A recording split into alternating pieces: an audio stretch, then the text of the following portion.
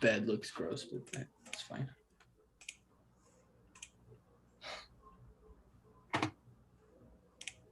I didn't wait. Hold up. I want to hear Chris Marlowe's call on this. I didn't. Oh, Avs scored again. Hell yeah. 2-0 with 4 minutes left in the game. What did you Finally, say? I was listening to. finally beating Vegas, dude. I hate Vegas so much. Oh, I know. Didn't they get like a star or something? I forget. Is They Eichel or something like that? They traded for Jack Eichel. I don't know who he is. But he has a lot of hype. I've been. I Like, know he's seeing good. shit. I don't know like how good, but I know he's good. I've never even heard of him, but I'm like, true. Dude, oh my God. Thank God we won that game, bro.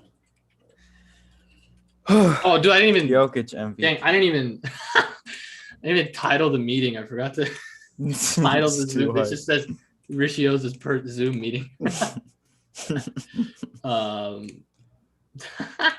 Whoops. That was insane. Oh my God. I can't believe we won that. I can't either, dude. I thought this was like for sure, like we kept like, like clawing back to like within 7, within 5. And then they get some fucking ridiculous Otto Porter Jr. bucket that was like really, man, or some Otto Porter Jr. rebound.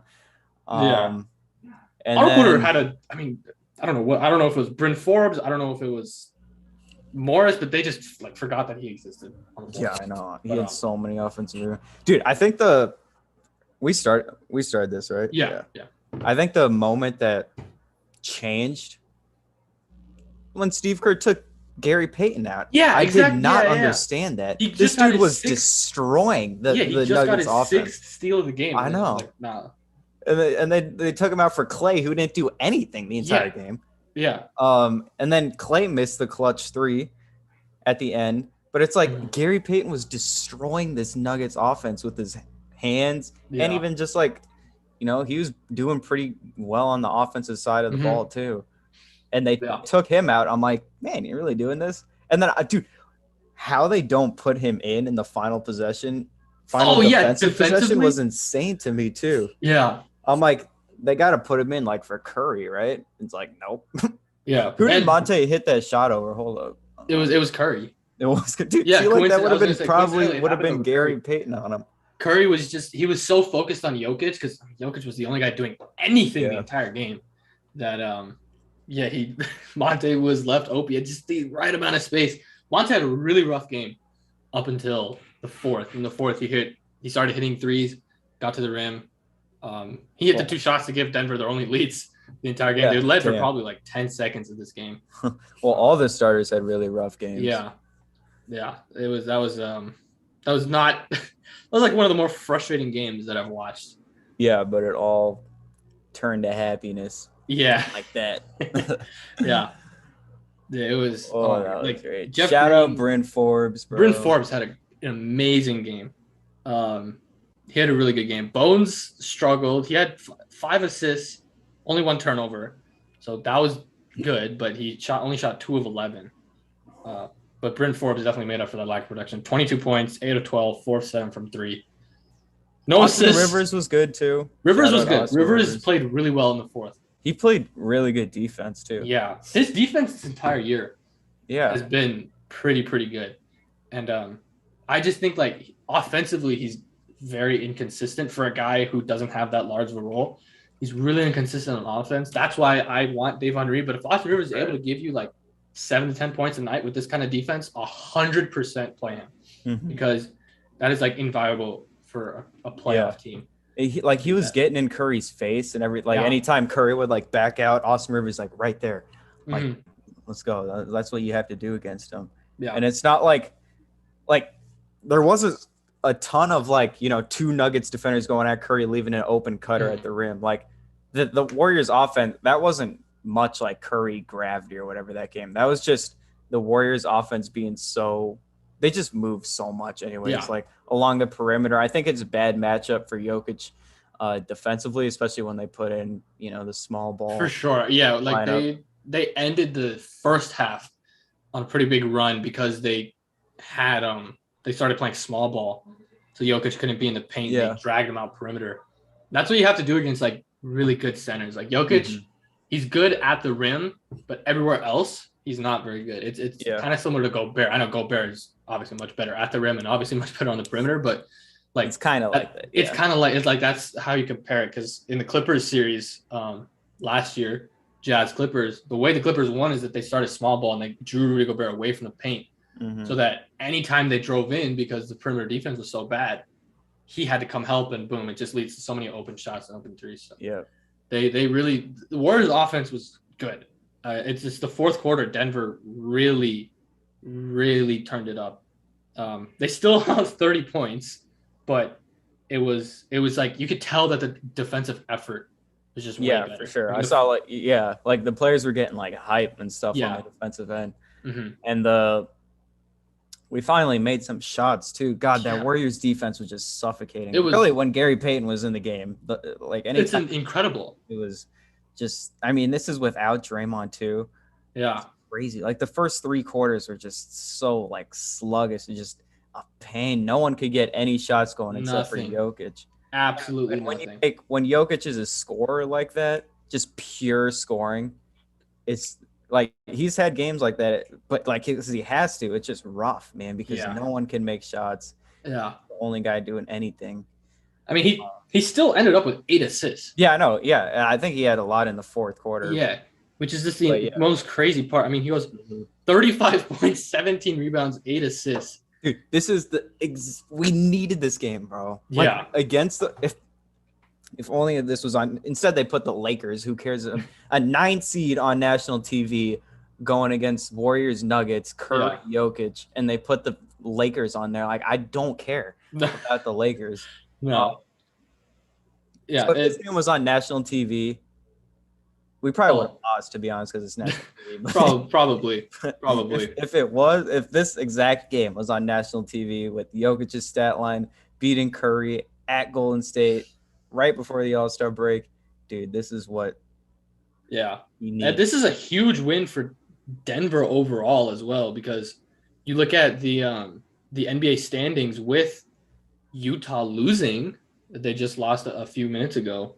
Denver now, I mean, they're only a game back at Dallas. Dallas has a game up on the loss column, and they have 1 more win and 1 less loss. Utah only has 3 more wins and 4 more losses, or 4 less losses. So, and all 4 of those losses that Denver has more were to Utah. Because there's still a very high chance. I mean, they're only 3.5-ish games back of the 4 seed. Who would you rather play, the Grizzlies or the Jazz? I don't both know. Away. I would say if we don't have home court for either. I actually don't know. If we don't have home court for either matchup, I mean, we won't. Yeah, like if we definitely won't have home court against Memphis. It's gonna be hard to overpass Utah too, because I mean, that's what I'm thinking. I'm thinking we get the 5 seed. Like I think Dallas, they're just not that trade. I don't know. Like I don't know. I don't really understand the trade. Yeah, their defense is still legit, but the trade, this doesn't make any sense. I think we pass up Dallas. I think we get the 5 seed. I think we play Utah. Just kind of annoying. God, I hate that. Just they're crazy. If we're fully healthy, like fully healthy, I think we can win. I think we can win. I think I would rather. I don't know, man. I think the Grizzlies have the better team, but dude, Donovan Mitchell just gives me like PTSD. Yeah, especially in the postseason. For his entire career, he's been really, really good in the playoffs. Jokic does like play well against Gobert, so I don't think that's much of a issue. I just think the Grizzlies, I don't know, dude. That team is good, but it's young. I don't know. It's very young, very inexperienced. I mean, hell, they might even pass up the Warriors. I don't think that happens, but there's a chance. They're only a game and a half back. Dude, if Memphis didn't lose today, they would only be a half game out. I would be so pissed off if we get the Warriors first round. That would be insane. So, but I mean, to be fair, we're 2-0. We're 2-0 against them. And the first game, the Warriors also didn't have much. I mean, Draymond was still out, I think, at that point. They didn't have Jordan Poole. They didn't have. You mean Clay was out? No, Draymond was also out that game. I'm pretty sure. No, he was playing. It was Clay out, Poole out, Lee out. Okay, if Draymond was there, then that's even That's even better. What was that? Was December? I think he was definitely playing, dude. Can I look at these? Yeah. Okay. I'm at the box score. No, Draymond was out that game too. What? Yeah. So they had Clay, Draymond, Poole, and Damian Lee all out. Okay. But Denver had Gordon, Monte. Yeah. And then obviously that was a game where just like everyone was out. Yeah, no one was there. Obviously, Gordon, Monte. I mean, they were out, but then obviously MPJ, Jamal. Like they also had a lot of firepower missing. Mm-hmm. So, I mean, starting lineup for this game back in December is Facu, Rivers, Jeff Green, Will Barton, and Jokic, which is just like disgusting. But we won, and this game, I mean, Warriors still didn't have Draymond, but they did have Clay, they did have Jordan Poole, and Denver won. I mean, they just stayed close. They just stayed attached the entire game. Like it never. I know it could have very easily gotten to like 20. Like it was starting to feel like, this is going to get to like 25 or something, but because it got to like 16, but they just kept it within like 10, 11, 9, 8, and then eventually started making their threes in the last few minutes of the game. Yeah. It just took over, and the Warriors, kind of shooting like caught up to them because they didn't shoot well from three at all. So. No, they didn't shoot well from three, but I heard in the broadcast it's like 65% from two. Yeah, I know. I mean, which is just an insane. Like that's an unsustainable number. Oh, and the other thing is we stopped finally turning the ball over. Yeah, Jesus. Oh my God, dude! These past, I need to look at these past few games. Yeah, 18, today Denver had 18. 18 against Golden State. Against the Magic, they had 22. Against the Raptors, this was another high one. I know it was. Against the Raptors, they had 17. Against the Celtics, they had, I think, 21. So it's 21, 17, 22, 18. Let me even look back to the Knicks. I know it's these past four games. Knicks is 13. 13, which is still a high. It is, but it's like number. These past four games have just been like, oh my God, so many turnovers. Yeah. And like it was like that in the beginning. Bad teams too. Yeah, it was like that in the beginning of the season. It was just like I thought it was just like, okay, you know what, it's the beginning of the season, whatever. But it's just like the way Denver gets played by teams because of how dominant Jokic is. Like they're able to be so aggressive on his passes that it just makes everyone else's job so much harder to pass. Like if they want to pass an extra shot, they like can't, or because the defense collapses so much because of how bad Denver's shooting is, they can't dribble in traffic at all. So a lot of those obviously is going to be alleviated when Murray and MPJ come back, but like the roster construction is just really, really catching up with Denver. Dude, that's the other thing. This game like specifically just like stood out. You just look at the starters on the court and it's like, dude, like no one can shoot. At times it just feels like that. It's like Jeff Green. I don't trust Jeff Green to take a three. I don't really trust Will Barton. Obviously, don't trust Aaron Gordon. Monte Morris, like sometimes it's not like he's like knocked down. Yeah. And then Jokic obviously isn't knocked down either. So it's like, dude, I don't know. The shooting is just off the bench. I mean, Forbes is the only guy I trust. Bones is still a rookie. Yeah. Like I know he's an electric scorer, but he's like extremely streaky. If he's not making, like if he doesn't make his first couple threes, it's going to be a rough game for him. But like Forbes, I trust shooting. But that's where Murray and Porter are just going to be so good because those are like two guys you can actually – those are knockdown shooters. So. Yeah. Man, that was – I won Denver 8-0 in the DeMarcus Cousins era now. Hey. They still have not lost. He was good. With DeMarcus Cousins. This was another very, very strong game from him. He had 6 points, 5 rebounds, 2 assists. He went 2 for 4, 1 for 1 from 3. He was -2, but it was not a -2. I mean, when like the bench legitimately played better than the starters. It's why Forbes and Rivers closed over Barton and Jeff Green because they were just like flat out better today, which is so odd to say because normally it's the starters who carry and the bench kind of drags it down. But I mean, if this game doesn't, I mean, if we don't sign DeMarcus Cousins to a full-time contract, I mean, I don't know what else we got to do. I mean, we have to, yeah. You have to. I think Denver is still like holding out hope that somebody's going to get bought out. I don't know if there's anybody on the buyout market who's going to be better than DeMarcus Cousins, like legitimately. I know Tristan Thompson, he's going to sign with the Bulls. He got bought out, so he'll sign with the Bulls. Other centers like Robin Lopez, I'd rather have Boogie than Robin Lopez. Legitimately, who else is there? There's not many. Because I don't think like Alex Len gets bought out. No, Alex Len probably doesn't get bought out if they're going to make a playoff push. Probably not. I don't. He's not really playing right now, but he's definitely good depth to have. This was a.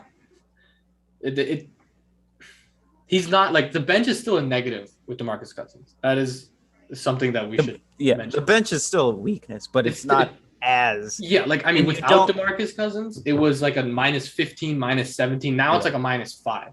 Yeah, and you don't need it to be like when you have Jokic on your team, you don't need it to be like a good bench. Like it just has to be average to just slightly below average. Yeah, and you'll be fine. You'll be 100% fine.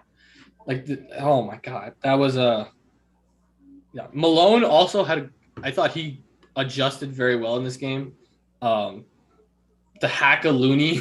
Oh yeah. At the end of the game somehow worked. I don't know how, but it somehow worked. Hack-a-Looney.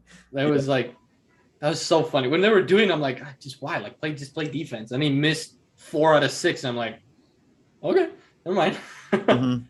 So, he coached a very good game. Yeah. Defensively, Denver, like you said, stepped it up in the fourth quarter and in the second half. Man, I really this is like it goes from one of the most annoying games to watch to one of the more enjoyable ones just because of one shot at the end of the game.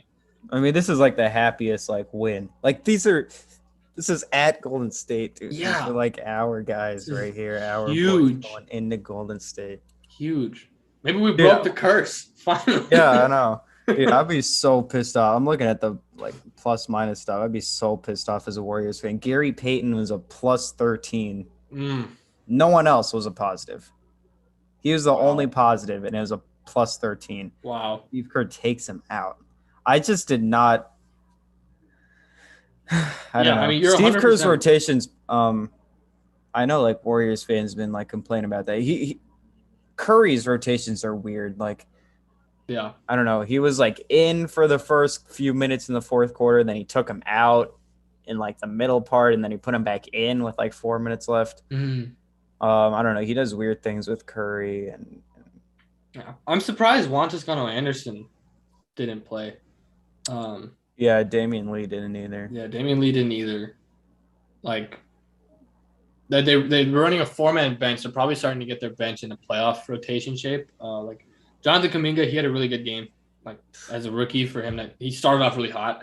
Yeah. But then Denver just started paying more attention to him, and he wasn't able to get the shots. But, like, Otto Porter played well, and he was in instead of Gary Payton. And I'm like, Denver was playing really small to close the game. And they had Jokic and Gordon, but I mean the 3 guards at the top are Forbes, Monte, and Rivers. Like those are 3 undersized wing to guard players. I really doesn't make any sense to counter with size, especially size that isn't going to be taking advantage of that mismatch. So yeah, that was weird, dude. Does Bielitsa just not shoot anymore? Like this dude was a Nuggets killer. Just destroyed us. Especially as a 3-point shooter. That's what I'm saying. And he just didn't. He had a lot of opportunities too. I thought where he was like open at the 3-point line, just immediately passed it. And he didn't even look at the rim. He's a career 38% 3-point shooter. Yeah, that was. But this season he's at like 34%, so he's down. But I mean that's still not horrible. Yeah. For a guy who shoots as much as he does, that's not ridiculously bad. I don't know. That's really in his last 10, he's only shooting 25%. Okay, but like still like I don't know. I feel like shoot it to like respect it. You should. I I know he's a good passer, so I feel like if he draws a guy in closer to him, he can pass it better. I don't know. Dude, he had three straight seasons of over 40% from three. Yeah, it's very similar to JaMychal Green. Like JaMychal Green isn't shooting well from three this season, but he still shoots because he has to keep the defense honest. If you just don't shoot, then it just funks up the entire flow of the offense.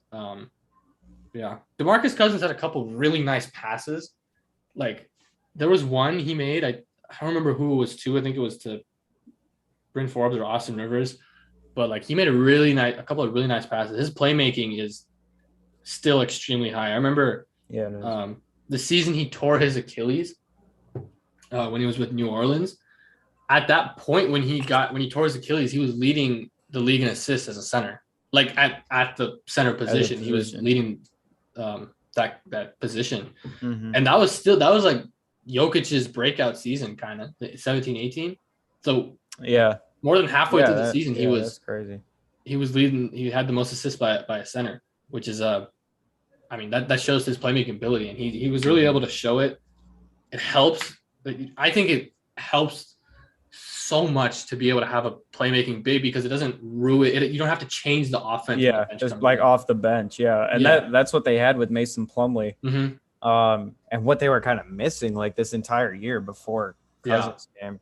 It was just so much ISO and pick and roll instead of having somebody at the top kind of hit cutters, do dribble handoffs. I mean, it was so much just pick and roll and ISO early in the year with JaMychal Green and Jeff Green and Zeke Naji. Now it's we got to sign him. You have to sign him. He only played 13 minutes tonight, but they were extremely impactful 13 minutes. Mm-hmm. He hit another three. I think his 3-point shot looks to be coming around a little bit. Yeah, he had a rough start, but looks to be coming around.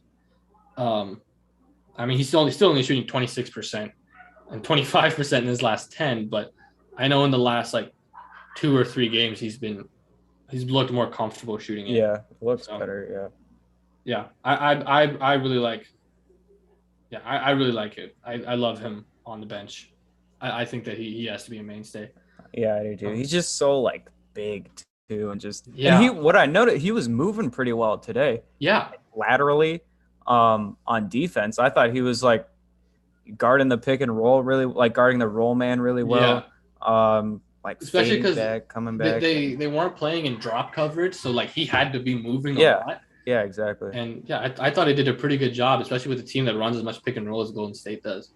Mm-hmm. And he showed that he can do it. I don't know if he'll be in a playoff rotation, because obviously Jamal and MPJ come back. You are definitely going to be staggering in the playoffs.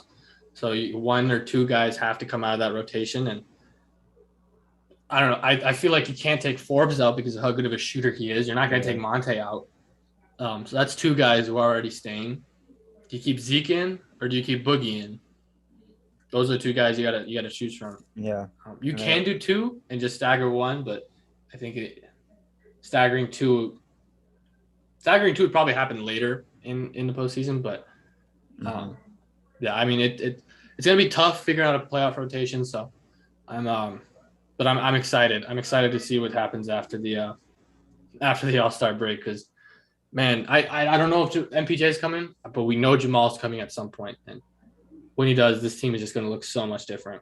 Yeah, I think it's like late March now that I saw something. Yeah, I mean, Malone said that he's not – I mean, he's still only doing one-on-ones. Yeah.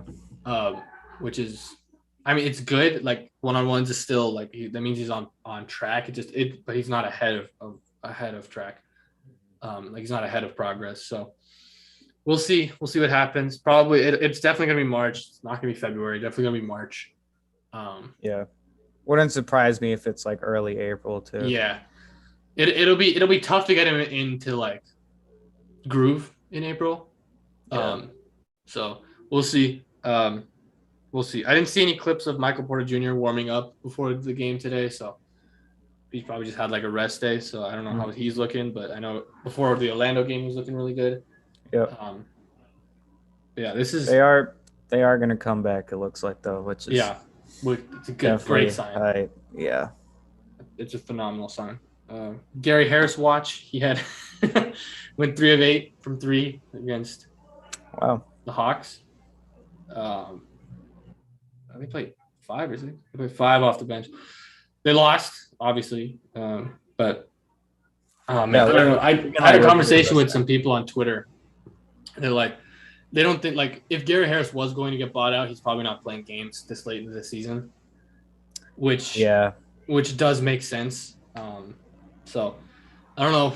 We'll have to see because like that does make a lot of sense. And it honestly it seemed like it seems like he's enjoying himself in Orlando. Like I know, and it's annoying. It's like it doesn't seem like he's miserable in there, but like every time you see a clip of him in Orlando, he's always smiling. He's always like with the teammates. He has good chemistry with everyone over there.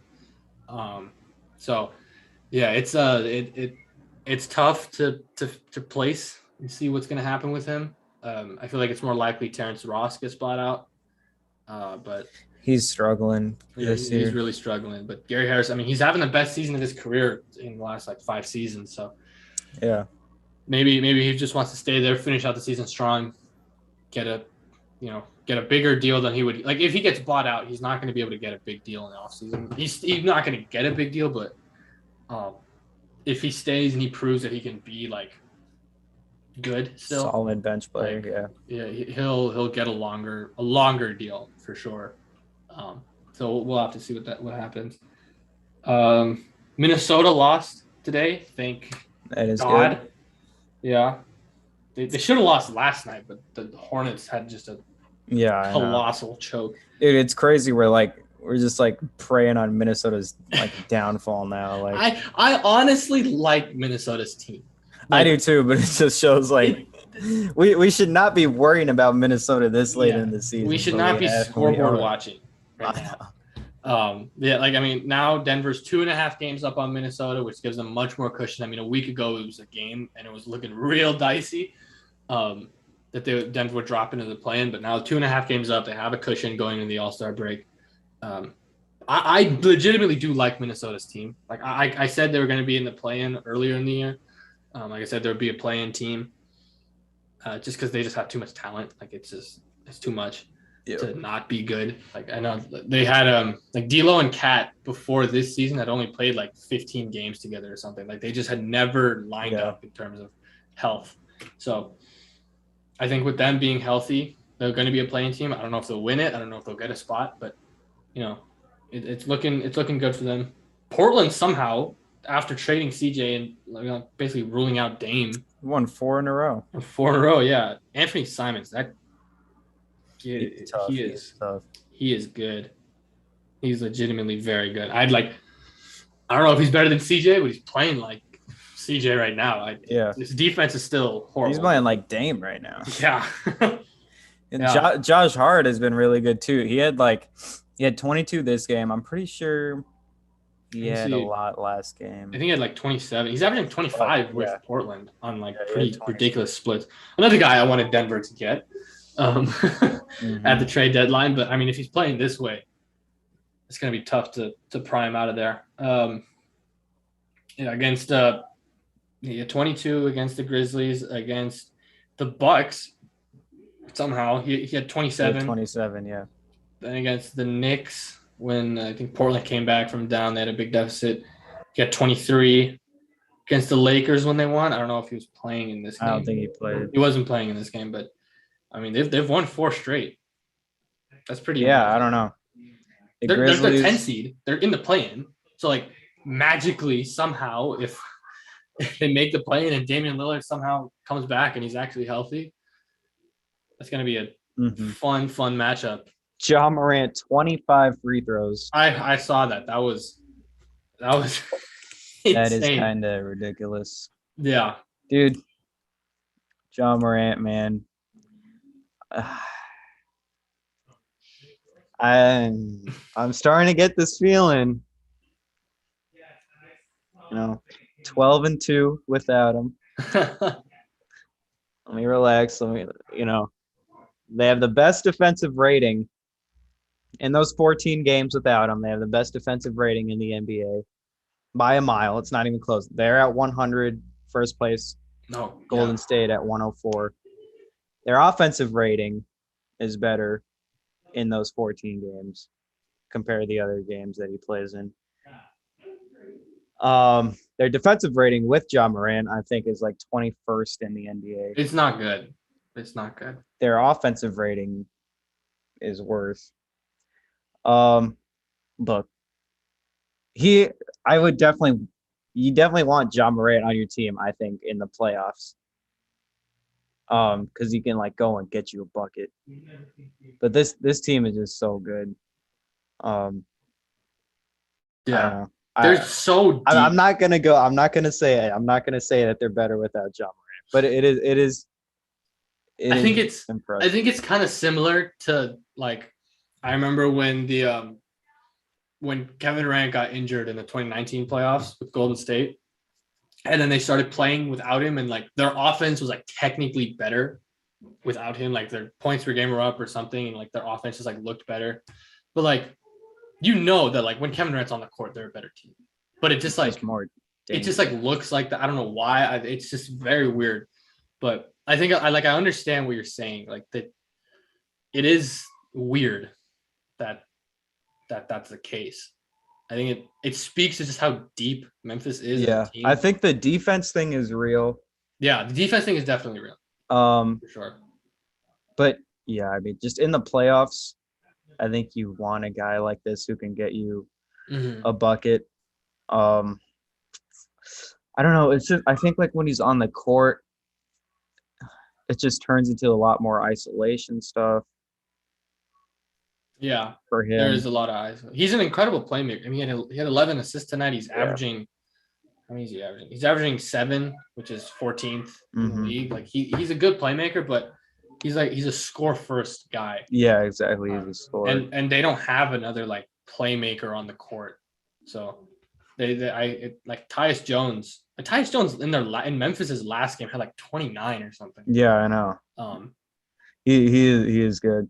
I think a lot of like Ja's assists are kind of, it's him driving and then kicking out. Yeah, for sure. It's like one pass, and then you rely on this incredible team to make a shot, which they do. It's not like a Luka Doncic, LeBron James, Jokic type of playmaking. Yeah. Obviously, Chris Paul.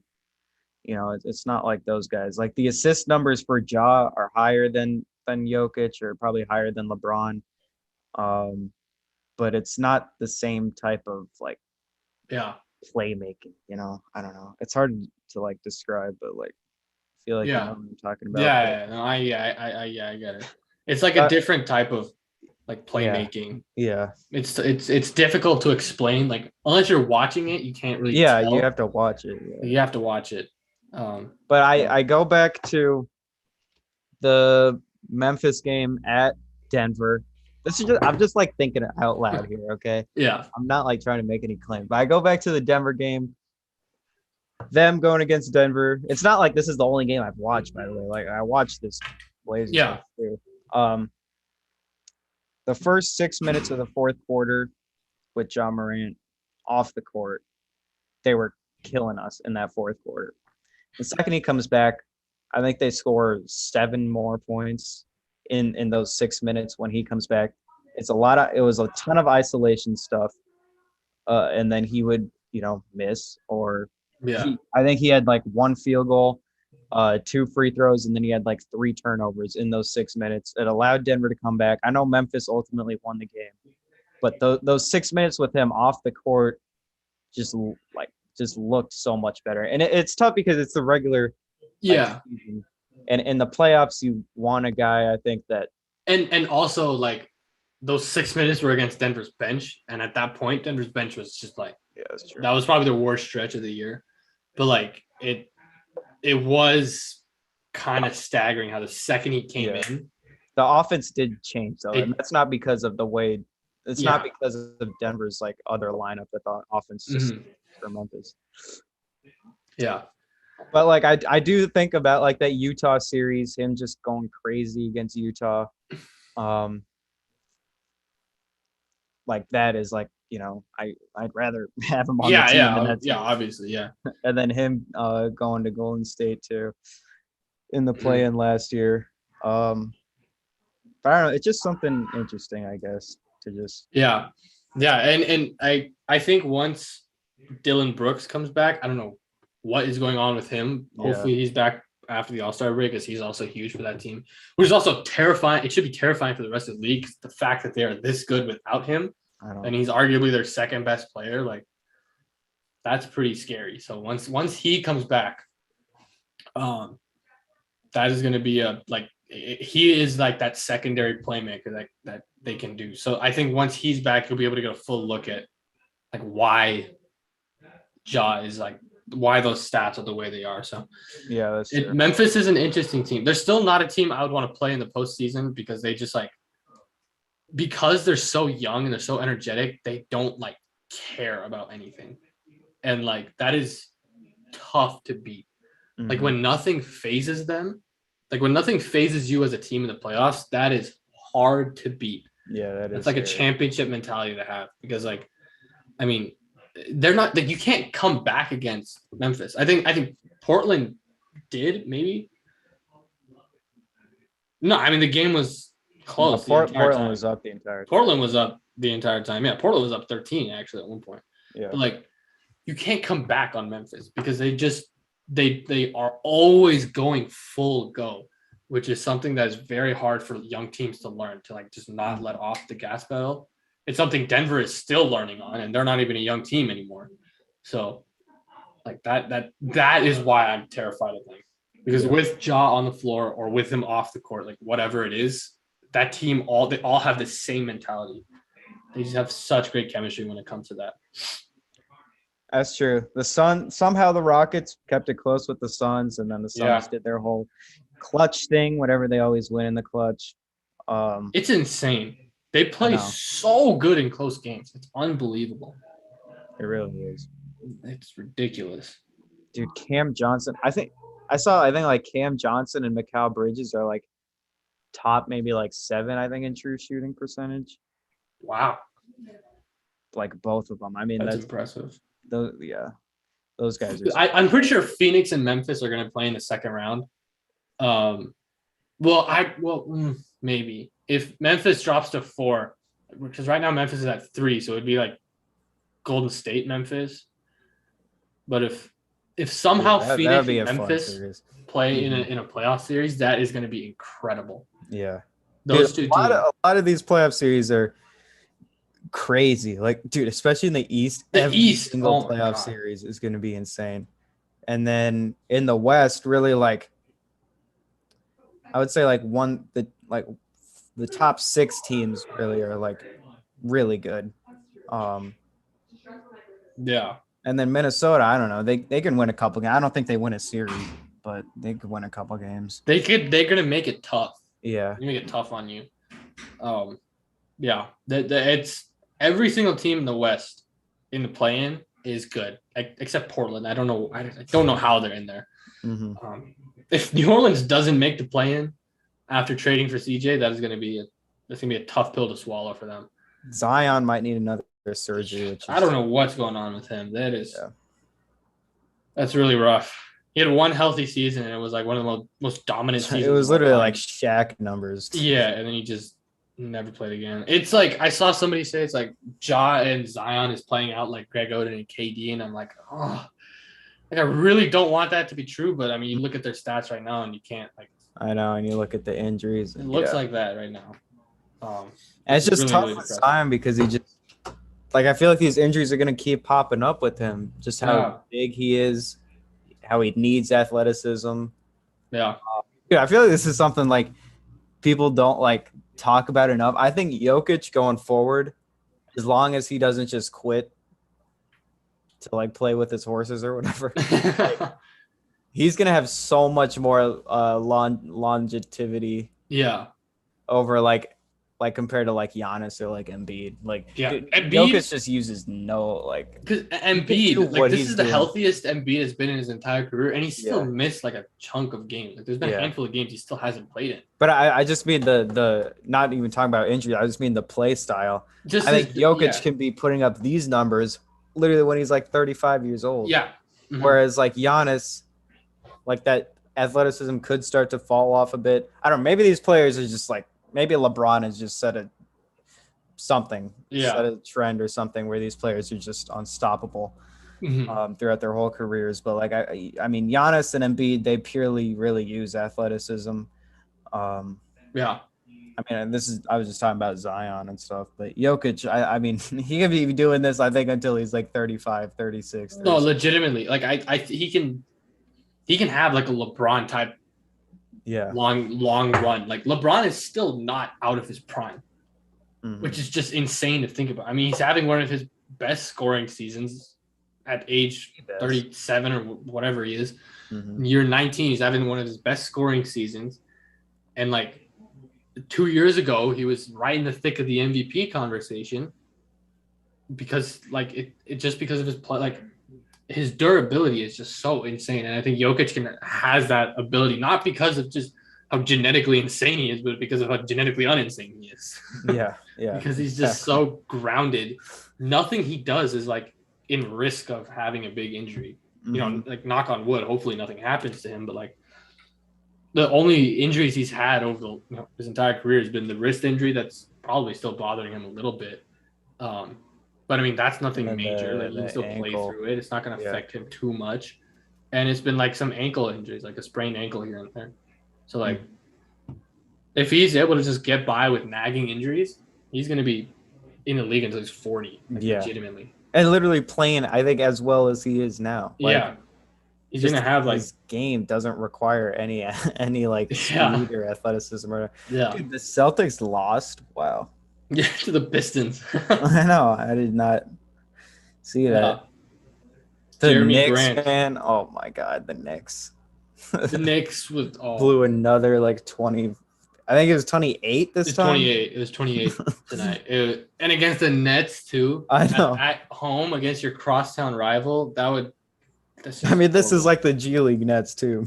Yeah. I mean, Cam Thomas I think he had like 16 in the fourth. He had a really good game. Yeah. He's really starting on a good game to put it together. Seth Curry, once Ben Simmons and Kevin Durant get going again, that starting lineup might be the best 5 in the NBA and I think they all work like well together too. They do. Ben Simmons fits so well in that team, especially if you have Mills and Curry in there with him. Like that's almost unstoppable. Yeah. You got 2 lethal scorers. Yeah. You got Seth Curry and Patty Mills who can shoot, and then you got a distributor and a defender with Simmons. I mean, that is just like the perfect. It's perfect to put around him. Combination. So and they have depth too. Now they have depth because you get Curry, you get Drummond. Like you have some more pieces to put around. Aldridge is still good. Yeah, Aldridge. He had 21, 20, or 18 and 10. Yeah. That's insane. Drummond is a good player. James Johnson has been solid the entire season. Bruce Brown is good. Now you can use these guys as depth pieces instead of main pieces, and that makes that team so much more dangerous. I mean, right now I don't know where they are. I think they're still 7th in the East. Or they're 8th. They're 8th now, actually.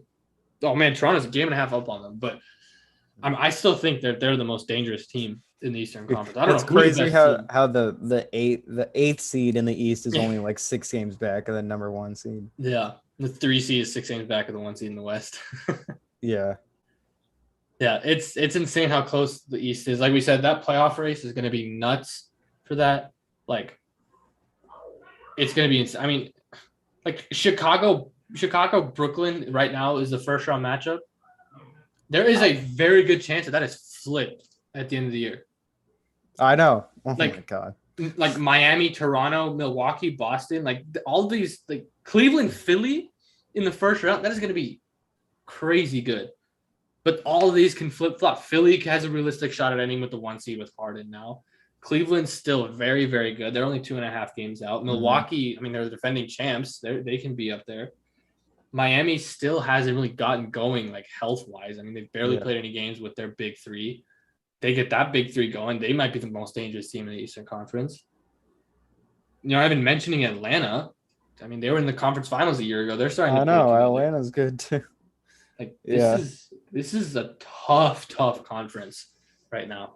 And I mean, the West is also really tough. It's just the West is like tough in a different way because everyone's going to get going after the All-Star break. Right. Right now, everyone is going. Yeah, This is going to be an insane stretch run. Ridiculous. I'm just glad Denver isn't like fighting for something right now. I'm glad they're like comfortably set. Yeah. Ugh, I think that might do it. Monte Morris saves the day for Denver. Heading into the All-Star break. I don't know if we'll do it for the All-Star game. Probably not. We might just take a break, come back after the next one, and maybe do a podcast about football. I don't know. We'll see. We'll figure it out. But I think that's going to do it for this live stream. Thanks for watching. Like and subscribe.